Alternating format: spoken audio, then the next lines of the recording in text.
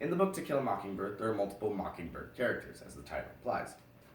And these Mockingbird characters are characterized by Miss Maudie's quote, "Mockingbirds don't do one thing but make music for us to enjoy. They don't eat up people's gardens, don't nest in corn cribs, they don't do one thing but sing their hearts out for us. That's why it's a sin to kill a mockingbird."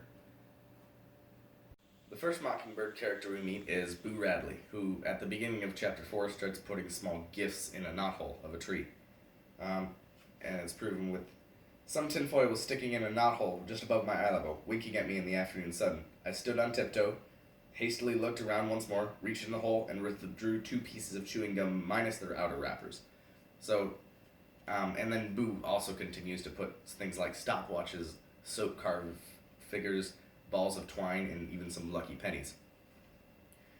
And then he has another act of kindness on page 66. After Jem was scurried out of Nathan Radley's backyard when he heard the gunshot, he lost his pants, and so this is when he went back. And he's confessing to Scout, "When I went back," Jem took a deep breath, "when I went back, they were folded across the fence, like they were expecting me." And something else, Jem's voice was flat. Show you when we get home. They'd been sewed up, not like a lady sewed them, like something I'd try to do, all crooked, almost like, and then it's almost irrelevant. But so, Boo, as we know, sewed up these pants just out of an act of kindness, because he felt bad for Nathan shooting at the kids. And then, at the end of basically the book, Boo Radley saves the kids from Bob Ewell trying to kill them. And he ends up killing Bob Ewell as well.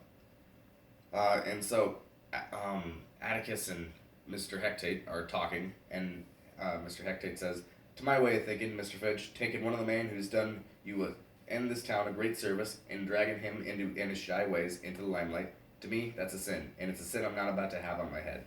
And so Mr. Hectate doesn't want to bring Boo and how shy he is into the spotlight of everyone hearing about this murder and how he saved 2 kids' lives. And this shows how it's a sin to kill a mockingbird. It would be a sin to kill Boo Radley's ways and how he does things with a spotlight and a limelight. The second Mockingbird character is Tom Robinson, who is most prominent in part 2 of the book. And he's shown to have Mockingbird characteristics in the trial when Tom Robinson is accused of raping Mayla Ewell.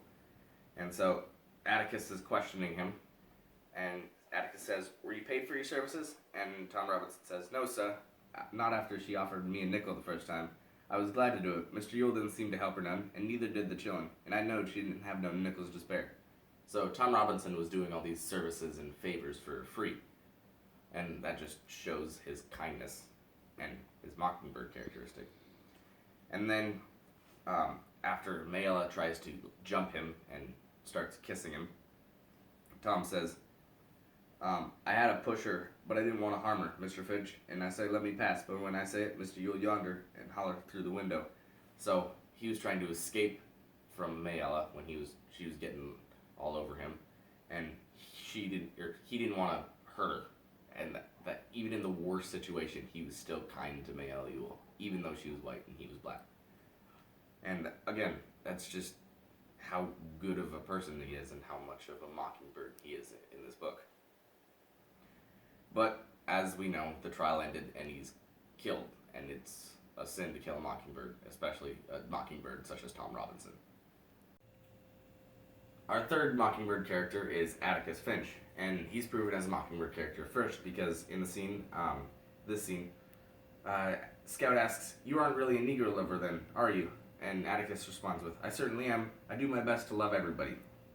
And this just shows Atticus's unconditional kindness to everyone, no matter skin color or age or any other factors.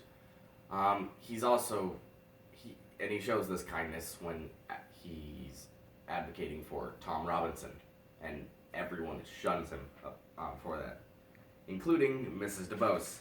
And while Scout and Jem are walking past Miss DeBose's house, she gets really heated and yells, "Your father's no better than the Negroes and trash he works for."